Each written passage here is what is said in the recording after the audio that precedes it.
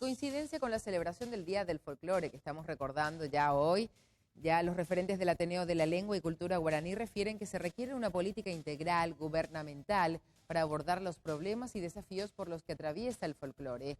Además, desde el Ateneo de la Lengua y Cultura Guaraní sugieren que la política gubernamental para fomentar el folclore paraguayo tenga un especial énfasis en la capacitación docente al respecto y también, por supuesto, la inclusión en la malla curricular de la educación de todos los niveles. Escuchemos lo que decía David Bogado del Ateneo de la Lengua Guaraní. Es una cuestión muy importante también señalar que todo lo que hoy se produjo a puro pulmón. Es decir, puedo ser yo, puede ser otro, en fin, alguna institución. Y lo que hasta ahora seguimos haciendo es producir, pero cada uno paga su bolsillo, ¿verdad?